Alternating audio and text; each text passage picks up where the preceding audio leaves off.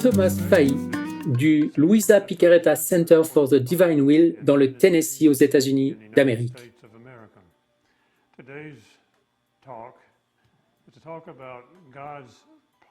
Aujourd'hui, nous allons parler du plan de Dieu pour l'humanité.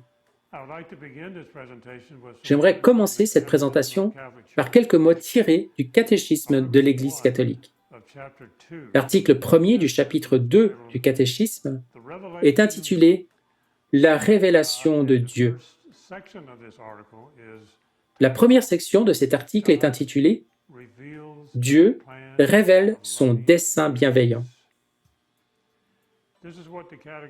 Voici ce que dit le catéchisme.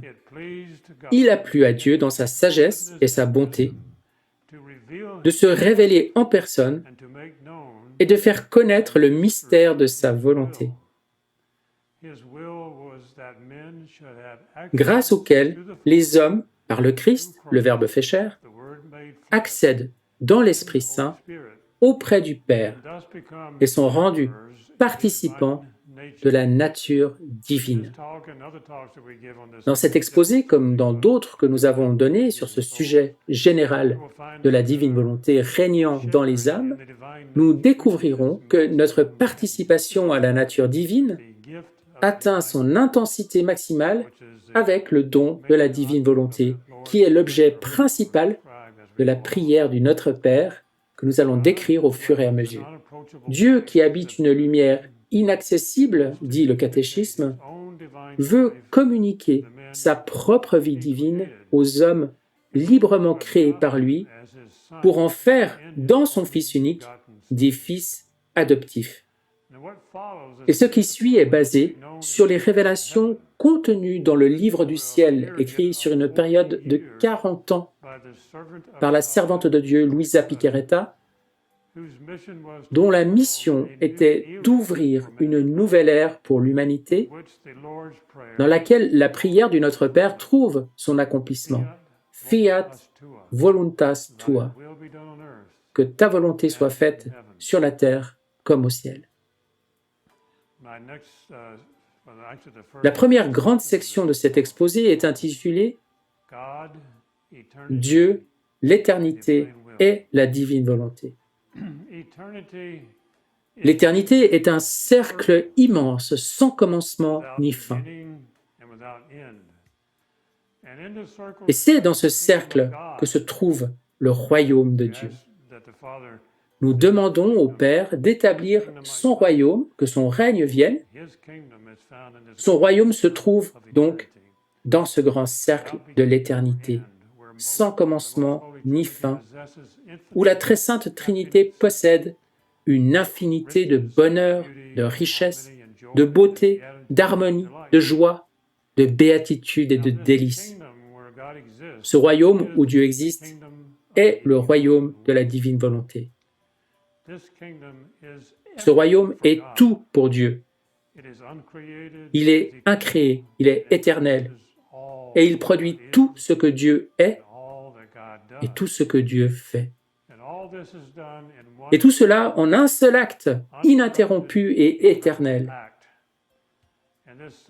Et cet acte unique produit d'innombrables effets, tant à l'intérieur qu'à l'extérieur de la Trinité.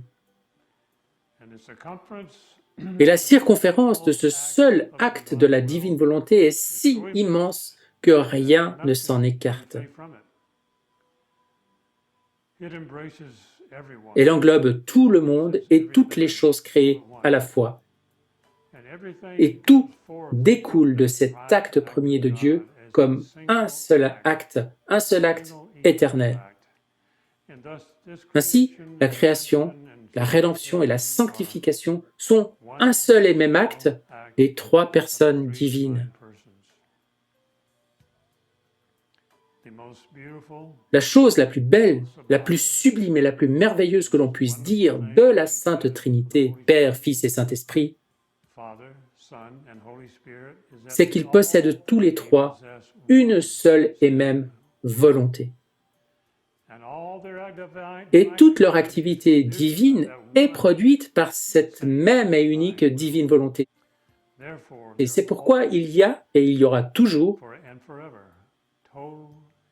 une paix parfaite, une harmonie et une unité parfaite, un bonheur et des joies toujours nouvelles entre les trois divines personnes. Et de cette volonté unique, de cette divine volonté unique, naît l'amour divin. Et la divine volonté est la vie même de l'amour divin. Le Père engendre éternellement son Fils, le Fils unique, par la volonté divine, manifestant et communiquant tout ce qu'il est à son Fils bien-aimé. En retour, le Fils, consumé d'amour divin pour son Père, manifeste et communique à son Père tout son être. Et cette manifestation et communication mutuelle de Dieu à Dieu est le Saint-Esprit, la troisième personne de la Sainte Trinité, formant un seul Dieu. La divine volonté est la vie de la nature même de Dieu, et cette nature est totalement amour divin en acte, éternellement et universellement. Nous voyons donc que la divine volonté est le tout de Dieu lui-même. La divine volonté est lumière pure et incréée. Elle est l'animatrice et la directrice, le moteur de l'être divin. Elle est la sainteté même de Dieu et la productrice de tous ses attributs et perfections. Et seule cette activité qui est produite par la divine volonté attire réellement l'œil du Père, fascine et enchante les trois personnes divines. Seule la divine volonté produit ce qui est le plus parfait et le plus agréable à Dieu. Et cette divine volonté est la source même de toute perfection, de tout ce qui est entièrement vrai, de tout ce qui est beau, de tout ce qui est bon. C'est une véritable source, une source débordante et bouillonnante de grâce divine. Et nous pouvons dire que c'est pour cela que Marie est appelée la pleine de grâce, parce qu'elle possédait cette source, cette divine volonté, cette volonté éternelle en commun avec la Sainte Trinité. Ma prochaine section s'intitule « Création ». Dieu est complet et parfait en lui-même. Son bonheur est également parfait, et les trois personnes divines jouissent de ce bonheur et de ce contentement entre elles dans des océans illimités de délices, n'ayant absolument besoin de rien en dehors d'elles-mêmes. Mais la nature de Dieu est amour, et cet amour divin a besoin de donner. L'amour divin est l'enfant premier-né de la divine volonté. Et cet amour divin est si immense et si intense qu'il est obligé, pour ainsi dire, de sortir de la Trinité, de se manifester et de se communiquer. Mais à qui? Alors voilà la création. L'homme serait l'objet premier de cet acte créateur de la Sainte Trinité. Et avec la création de l'homme, l'amour divin allait trouver un exutoire, un récipient dans lequel se déverser avec toutes ses bénédictions infinies et tous ses biens infinis. C'est ainsi que l'homme a été conçu par son Créateur, de la manière la plus parfaite qui soit, et avec le plan le plus parfait qui soit, de sorte à satisfaire l'amour divin et glorifier le Père de la manière la plus parfaite possible. Dans ce magnifique plan du Créateur, l'homme serait capable de recevoir absolument tout ce que Dieu peut donner. Car la nature de Dieu est de tout donner, sans rien retenir. Et ceux qui ne savent pas ça ne connaissent pas Dieu. Mais Dieu est infini et l'homme est fini. Que fait donc la sagesse infinie? Si l'homme a un commencement dans le temps, il n'a pas de commencement en Dieu, car Dieu a toujours connu l'homme et l'a toujours aimé d'un amour infini et éternel. L'amour divin a conçu la créature humaine de telle manière que les hommes puissent être de parfaits membres créés de la famille divine. Créés à partir du néant, ils ont pourtant l'immense privilège de devenir membres de la famille divine en partageant avec elle une même vie et en partageant le même principe animateur avec la Sainte Trinité dans une parfaite unité. Dans ce saint plan d'amour divin, l'homme, créature de prédilection de Dieu, aurait la capacité de recevoir l'amour divin avec tous les avantages, les bénédictions et les richesses infinies qu'un Dieu peut donner. Et l'homme, à son tour, rendrait une gloire parfaite à son Père par toutes ses pensées, paroles et actions, parce que l'homme posséderait en commun avec Dieu la même volonté qui anime et dirige Dieu. Tel était son plan pour l'humanité, afin qu'il puisse recevoir cette gloire parfaite et cet amour parfait de la part de ses créatures. Et dans ce merveilleux plan du bon Dieu, l'homme aurait un corps et une âme, et son âme aurait trois puissances principales, la volonté, le principe qui donne la vie. Ensuite, nous avons l'intellect qui recueille des informations et les utilise pour les transmettre à la volonté, afin que celle-ci puisse agir et diriger ce que nous faisons. Et enfin, nous avons la mémoire, la troisième puissance de l'âme, qui retient les informations de l'intellect. Mais ensuite, le Créateur couronnerait ses créatures bien-aimées de quelque chose de divin et d'indiciblement saint.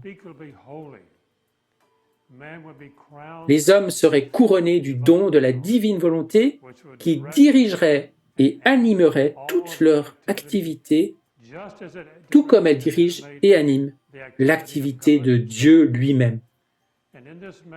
Et ainsi, l'homme glorifierait parfaitement le Père en lui rendant amour divin pour amour divin. L'homme adorerait son Dieu, le remercierait, le bénirait avec une divine volonté, non pas avec la misérable, petite et basse volonté humaine, mais avec une glorieuse et infinie volonté divine. Et cette divine volonté donnée à l'homme le rendrait capable de recevoir les torrents d'amour et de sainteté divine, les grâces et les surprises que Dieu veut lui donner. Et Dieu veut rendre l'homme aussi saint que lui-même et partager avec lui une même vie, la vie éternelle et incréée de Dieu lui-même.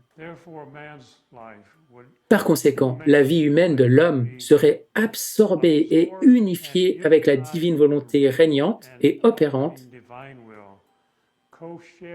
en partageant l'activité éternelle et universelle des trois personnes divines.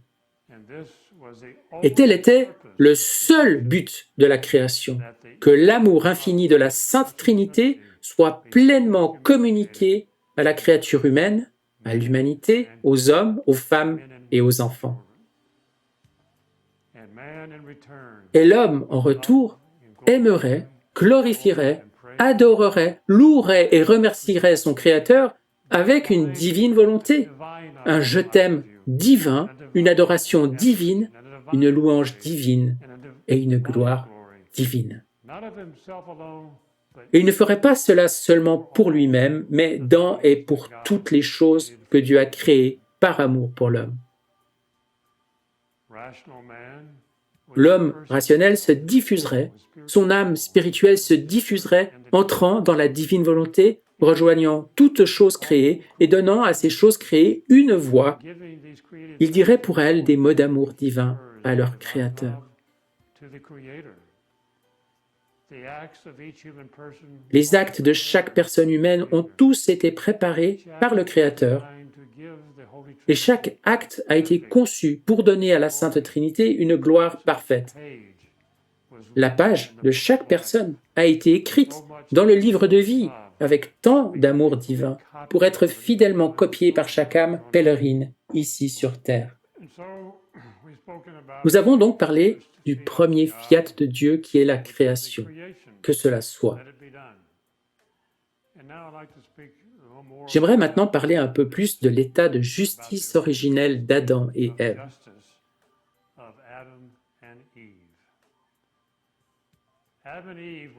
Adam et Ève étaient de vraies personnes et ils ont été les premiers êtres humains que Dieu a placés sur terre.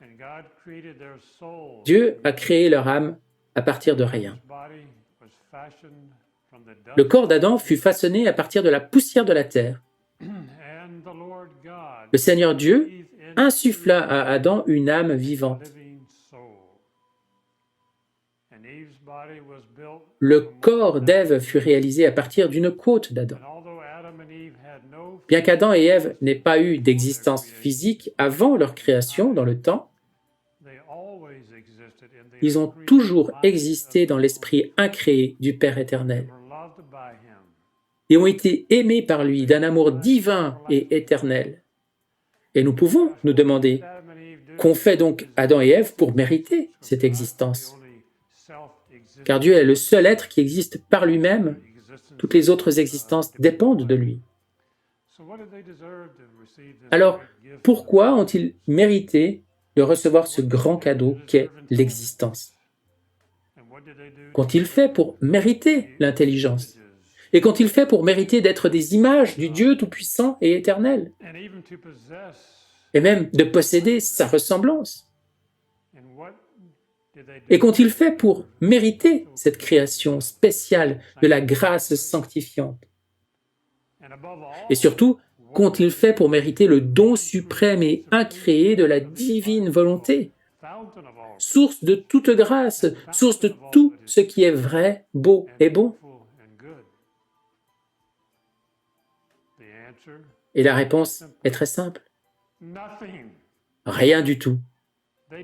Ils n'ont rien fait pour mériter tous ces dons et ces bénédictions. C'est Dieu qui l'a voulu. Et c'est ainsi que tout est arrivé. Le Seigneur voulait qu'Adam et Ève existent. Ils sont donc venus à l'existence. Dieu voulait qu'ils soient intelligents. Il voulait qu'ils aient le libre arbitre et une âme immortelle. Il voulait les faire à son image et à sa ressemblance. Il voulait qu'ils possèdent la vie même de Dieu, la divine volonté. C'est ainsi que tout s'est déroulé comme Dieu l'avait voulu. Tel était l'état de la justice originelle. C'était l'état originel d'Adam et Ève, spirituellement parlant. Adam et Ève possédaient et vivaient dans la divine volonté. Nos premiers parents sont venus de Dieu en tant que créatures parfaites. Ils étaient parfaits, ils ont été créés immaculés. Et surtout, ils possédaient la divine volonté elle-même en commun avec la Sainte Trinité, qui régnait librement dans leur âme et leur corps, et qui dirigeait et animait toute leur activité. Et ce don de la justice originelle, la divine volonté, leur a permis de recevoir les pleins torrents de l'amour divin et les a rendus capables de retourner de l'amour divin à leur Créateur. Dans leur état originel, ils ont été créés membres de la famille divine, partageant une vie et une activité commune avec le Père, le Fils et le Saint-Esprit. Dieu a donc couronné Adam et Ève comme rois et reines de la création, non seulement de la planète Terre, mais de toute la création. Grâce à la divine volonté qui règne en eux, ils pouvaient se diffuser en Dieu et agir avec lui dans son activité universelle. Les anges eux-mêmes étaient stupéfaits. Ils étaient tellement étonnés de voir la divine volonté elle-même régner et agir dans ces deux créatures humaines. Quel privilège élevé avaient Adam et Ève. L'état originel de la justice était insurpassablement sublime, saint et heureux. Nos premiers parents possédaient Dieu et Dieu les possédait. Ils étaient les chefs-d'œuvre de la sagesse créatrice et de l'amour créateur. Nous devons maintenant parler de quelque chose de particulièrement terrible, le péché originel. Nous n'avons aucune idée de l'horreur que cela représente. Tout était parfait au début de l'histoire de l'humanité. Un Dieu parfait avait créé deux êtres humains parfaits dans un état de parfaite unité de la volonté humaine avec la volonté divine. Tout était paix et harmonie entre Dieu et ses créatures bien-aimées. Et Dieu s'extasiait de voir sa propre activité émaner d'Adam et d'Ève. Dieu et sa créature jouissaient d'une mutuelle réciprocité d'amour divin. Une réciprocité mutuelle d'amour divin.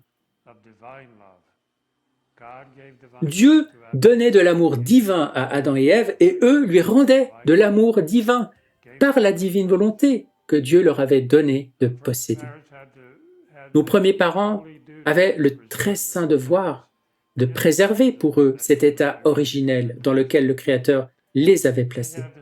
Ils avaient le devoir solennel de toujours reconnaître et admettre leur propre néant et leur dépendance absolue à l'égard de leur Créateur. Il y a quelques instants, j'ai souligné à quel point ce grand et horrible péché, le péché originel, avait été terrible. Or, nous entendons parler de cette expression employée par saint Augustin et quelques autres, « heureuse faute d'Adam », qui nous valut un si glorieux Rédempteur. Oui, cette affirmation est valable, presque valable à certains égards, mais les personnes qui en sont à l'origine n'avaient peut-être pas compris, même saint Augustin, que Dieu deviendrait un homme qu'Adam pêche ou non. Si Adam n'avait pas péché, Jésus serait devenu un homme et il serait venu comme un roi de gloire. À un moment donné de l'histoire, il serait descendu du ciel dans un corps glorifié avec des milliers d'anges et il aurait vécu sur la terre avec nous. Mais c'est une autre histoire, car cela ne s'est pas passé ainsi. De toute éternité, la Sainte Trinité avait décrété que la deuxième personne deviendrait un homme, après le péché d'Adam, péché qui avait été discerné avant même qu'Adam soit créé. Les trois ont décidé que la deuxième personne de la Trinité, le Fils, deviendrait malgré tout un homme, mais qu'il viendrait en tant que serviteur souffrant, pour nous racheter au lieu du roi glorifié qu'il aurait dû être. Donc, certains aspects de cette déclaration de saint Augustin et d'autres restent vrais, mais en réalité, personne ne serait jamais allé en enfer si Adam n'avait pas péché. Personne ne serait jamais mort si Adam n'avait pas péché. Il n'y aurait pas de purgatoire si Adam n'avait pas péché.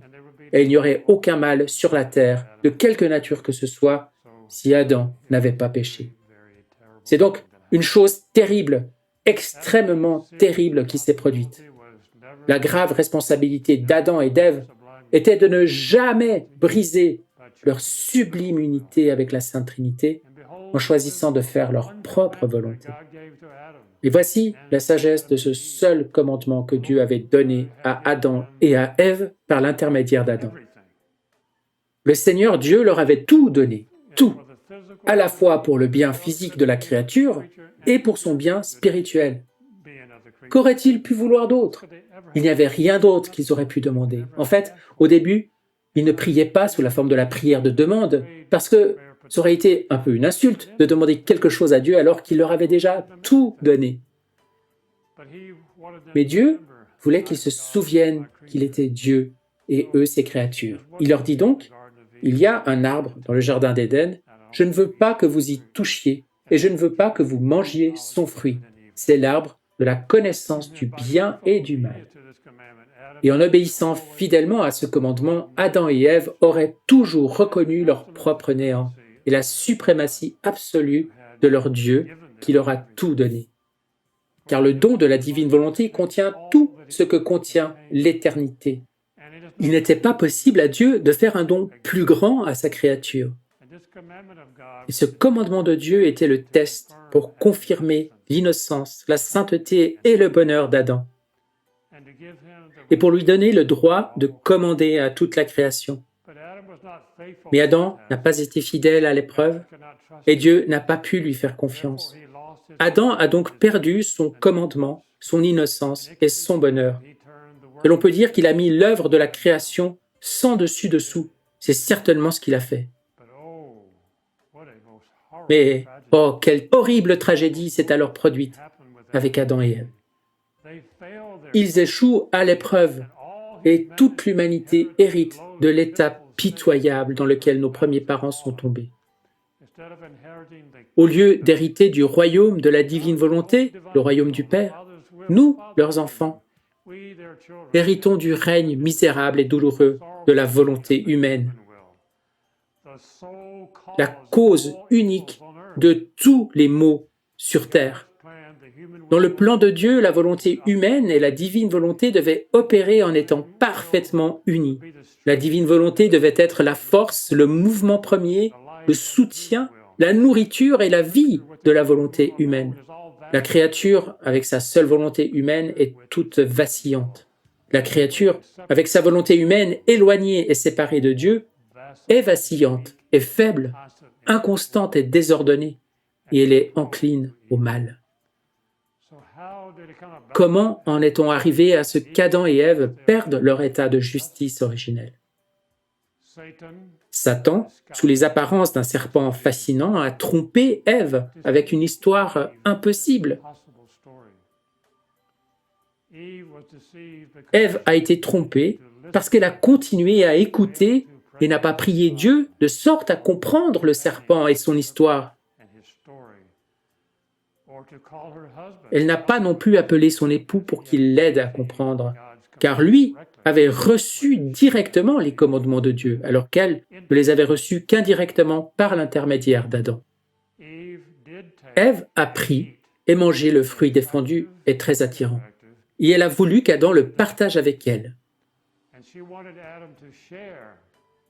Sans pudeur, elle incita Adam, car elle était poussée par les fausses promesses du serpent. Satan, lui qui est un menteur et un meurtrier. Ève appela Adam, et il vint écouter son épouse, et il s'en délecta. Oh, il prit plaisir à regarder le beau fruit défendu, le vrai fruit d'un vrai arbre.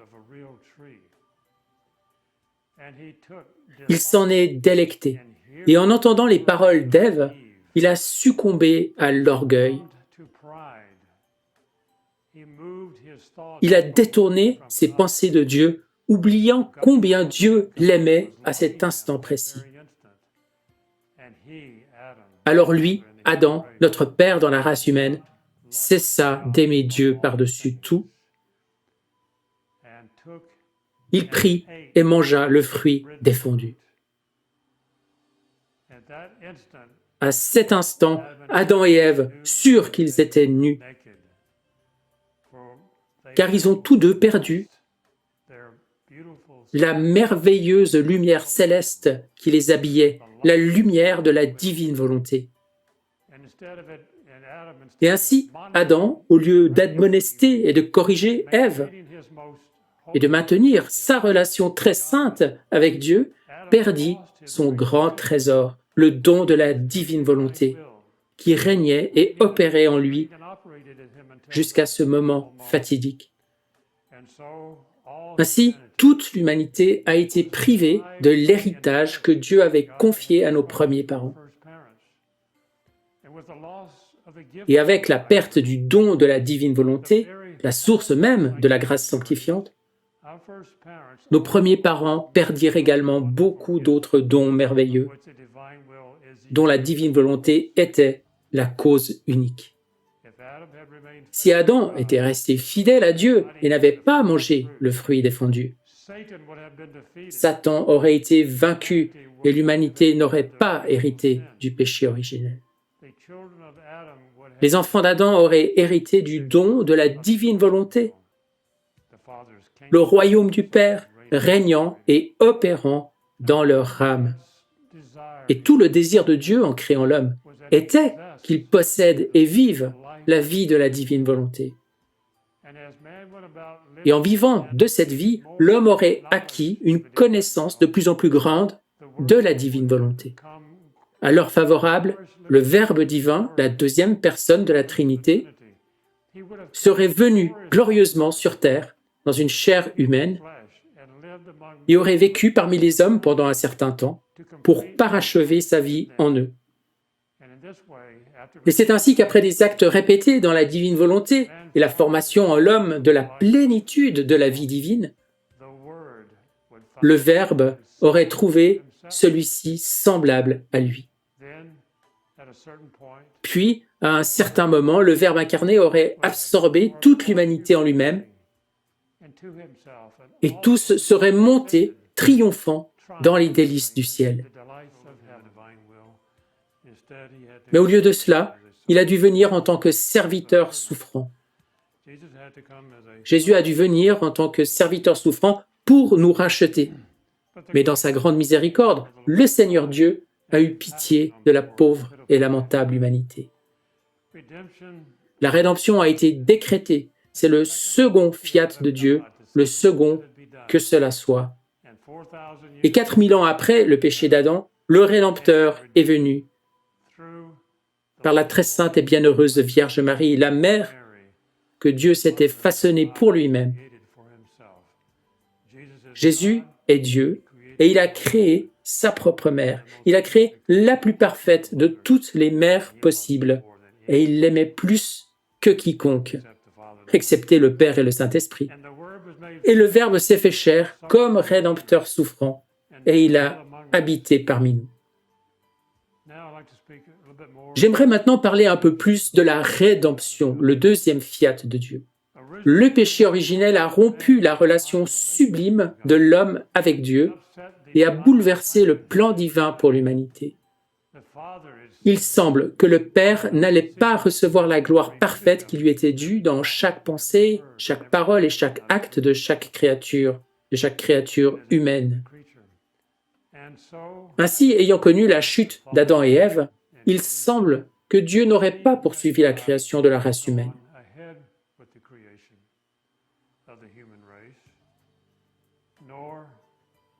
Ni celle du grand et merveilleux univers où l'homme devait vivre. Mais l'amour infini des personnes divines avait un remède à cette triste situation.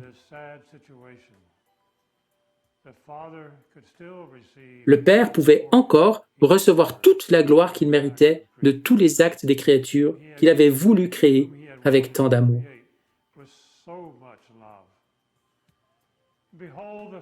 Voici le fiat de la rédemption. Et plus tard, le troisième fiat de Dieu, la sanctification. Le que ta volonté soit faite sur la terre comme au ciel.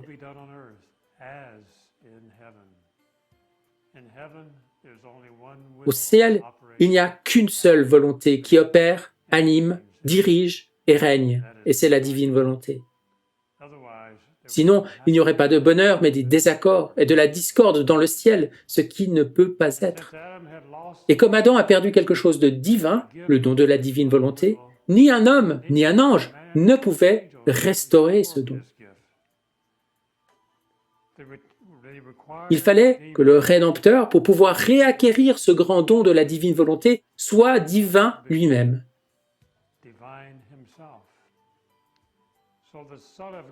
Le Fils de Dieu allait donc s'incarner, prenant le saint nom de Jésus. Il assumerait une nature humaine qui servirait de voile à l'action de la divine volonté, tout en restant toujours Dieu. Et en tant qu'homme Dieu, avec la divine volonté régnant en lui, dès l'instant de son incarnation et pour toute l'éternité, dirigeant et animant toute son activité, ne donnant jamais vie à sa volonté humaine, il récupérerait tout ce qu'Adam avait perdu et surtout, il recouvrerait le don perdu de la divine volonté. Il fit cela en s'engageant dans toutes les étapes de l'activité humaine naturelle, comme nourrisson, comme enfant, puis comme adolescent, comme jeune homme et comme homme mûr. Il ne donna jamais vie à sa volonté humaine, mais laissa toujours la divine volonté régner, diriger et animer toute son activité, qu'il mange ou qu'il travaille, parle ou contemple, qu'il marche ou qu'il prêche, souffre ou meurt. Et comme Jésus ne pensait qu'à la gloire de son Père, il fit un usage merveilleux de l'éternelle divine volonté, présente à tout ce qui a existé, tout ce qui existe et à tout ce qui existera, pour donner au Père toute la gloire parfaite que Dieu avait voulu recevoir de chaque être humain, de chacune de ses pensées, de chacune de ses paroles, de chacune de ses actions et de chacun de ses mouvements. Il a donc refait toute la vie d'Adam et d'Ève, comme si elles avaient été entièrement vécues dans la divine volonté, puis, pendant les 30 ans de sa vie cachée, principalement à Nazareth, il a refait la vie de tous les êtres humains qui devaient jamais exister sur cette planète, de la manière la plus parfaite possible, comme si tous avaient vécu dans la divine volonté et que tous leurs actes étaient divins, infinis et éternels. Dans la divine volonté, il est entré dans chaque moment de la vie de chacun, depuis Adam jusqu'à la dernière personne à vivre sur Terre, refaisant toutes leurs pensées, leurs paroles et leurs actions dans la divine volonté, exactement comme elles avaient été prédestinées en Dieu de toute éternité et dans le livre de vie, où la page concernant chaque créature a été écrite avec tant d'amour divin. En plus de son grand et principal objectif, de retrouver le don perdu de la divine volonté, Jésus allait rouvrir les portes du ciel pour l'humanité et établir l'Église catholique et les sacrements afin de fournir la grâce et tous les moyens nécessaires à l'humanité pour arriver à ce jour glorieux désigné par le Père où la volonté divine régnera à nouveau sur la terre et dans les âmes comme elle le fait au ciel. Le monde ne peut pas prendre fin tant que le règne de la divine volonté n'est pas rétabli dans l'âme des hommes. De sorte que la volonté du Père soit faite à nouveau sur la terre comme au ciel, comme c'était le cas au commencement. Et cette période de temps qui est devant nous a déjà commencé en fait. Et au fur et à mesure que nous progressons dans le temps, nous complétons et achevons la gloire que Dieu voulait en retour de la part de l'humanité. Et lorsque sera arrivé ce jour de sa gloire complète et achevée, le monde prendra fin. La mère de Jésus, la Vierge Marie, a été conçue sans péché. Elle est l'Immaculée Conception. Et surtout, elle est la mère et la reine de la divine volonté. Marie a été créée avec le royaume de la divine volonté, c'est-à-dire le royaume du Père, régnant dans son corps et dans son âme. Et cela était très nécessaire pour l'incarnation, car il aurait été tout à fait inapproprié que le Verbe prenne chair dans son sein s'il avait trouvé en elle le règne de la volonté humaine. Ayant établi ce royaume divin en elle dès son immaculée conception, le roi divin trouva une demeure digne de s'incarner et put commencer sa visite sur la terre. Jésus et Marie ont vécu la vie de la divine volonté sur terre, Jésus par nature et Marie par don de Dieu. La rédemption a été accomplie par la vie, la souffrance et la mort de Jésus, assisté en tout par sa mère. Avec la rédemption, l'homme était à nouveau en sécurité, mais il était encore loin d'avoir retrouvé l'état dont il jouissait dans le Jardin d'Éden, où il vivait en parfaite unité avec la Sainte Trinité, partageant la même vie et la même volonté. Souhaitant ardemment que le Père accorde à nouveau le don perdu de la divine volonté, Jésus pria son Père et notre Père ainsi: « Que ton règne vienne, que ta volonté soit faite sur la terre comme au ciel. » Et il nous a enseigné à prier cette prière, certain que le Père nous rendrait un jour le royaume de la divine volonté, celui qu'il avait donné à Adam et Ève et qu'il avait donné à Marie. Pour conclure le thème de la rédemption, voici quelques remarques additionnelles au sujet de l'extrême importance que Jésus accordait au royaume de la divine volonté.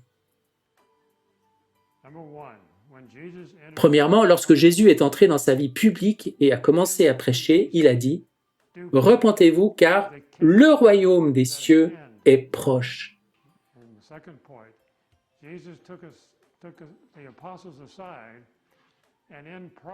Deuxièmement, Jésus a pris les apôtres à part et en privé, il leur a enseigné les mystères du royaume de Dieu, apparemment les mystères de la rédemption, qui sont les bases préalables nécessaires dans le plan de Dieu pour le royaume de la divine volonté.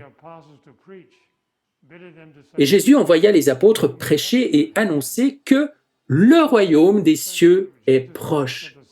Dans l'évangile de Saint Luc, Jésus parle des signes associés à la fin des temps et il dit « Quand vous verrez ces choses arriver, sachez que le royaume de Dieu est proche. » Et c'est là que nous en sommes aujourd'hui. Lors de la dernière scène, Jésus a dit « En ce jour-là, vous connaîtrez que moi je suis en mon Père, et vous en moi, et moi en vous. » Lors de la dernière scène, notre Seigneur a également prié son Père pour que tous soient un comme toi, Père. Tu es en moi et moi en toi. Qu'ils soient un en nous, eux aussi, moi en eux et toi en moi, qu'ils deviennent ainsi parfaitement un. Pour moi et pour ceux qui ont étudié cette question, il s'agit ici d'une annonce prophétique très claire et d'une prière pour que, le moment venu, nous puissions tous vivre dans une seule et même volonté. Et Jésus a dit une fois dans les évangiles qu'il y aurait un seul troupeau et un seul berger. Et ce type d'unité sur terre ne peut se produire que lorsque l'humanité aura en commun une seule et même volonté, les uns avec les autres, de même qu'avec Dieu. Nous allons maintenant conclure cette section sur la rédemption par quelques réflexions sur l'agonie de Jésus dans le jardin des Oliviers, en nous basant sur le livre du ciel de la servante de Dieu, Luisa Picaretta. Au cours de son agonie à Gethsémani, Jésus a dit « Père, s'il est possible, éloigne de moi ce calice, mais que ce ne soit pas ma volonté qui se fasse, mais la tienne. » Jésus explique à Luisa qu'avec ces mots, il ne parlait pas du calice de sa passion, mais il parlait du calice de la volonté humaine qui contenait tant d'amertume et de vice que sa volonté humaine à lui, unie à sa divine volonté, s'est sentie submergée par le dégoût et l'amertume et a crié au Père s'il était possible que ce calice passe loin de lui.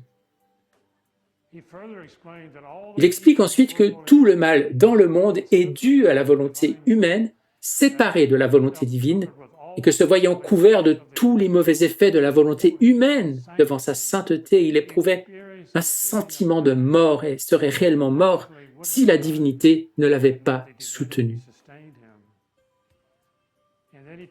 Puis il dit à Luisa qu'il a dit 3 fois à son Père que ce ne soit pas ma volonté mais la tienne qui se fasse, le faisant au nom de tous. En effet, il parlait pour nous, suppliant le Père que la volonté humaine ne soit plus faite sur terre, mais seulement la divine volonté. Il a demandé que la volonté humaine soit bannie, afin que la volonté du Père puisse régner. Et la chose la plus importante pour lui était que de la terre monte l'appel que ta volonté soit faite sur la terre comme au ciel. Et avec cela, Jésus a constitué le temps du règne de la divine volonté sur la terre comme au ciel. Et avec ces 3 demandes au nom de tous, il a obtenu du Père ceci. Premièrement, la venue du règne de la divine volonté. Deuxièmement, sa descente sur la terre.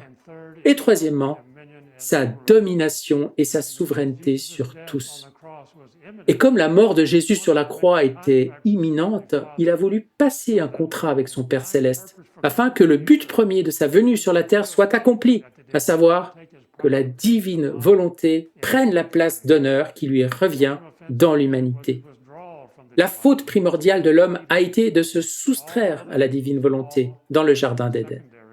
Et tous les autres maux se situent dans l'ordre secondaire. La divine volonté a toujours la primauté en toutes choses. Et bien que la rédemption et ses fruits aient été vus avant la réalisation des effets de son contrat avec le Père céleste, c'est en vertu de ce contrat que Jésus a conclu avec son Père pendant son agonie dans le jardin que la divine volonté aura son règne glorieux sur la terre comme au ciel, véritable but de la création de l'homme et but premier de la venue de Jésus sur terre et de sa naissance à Bethléem.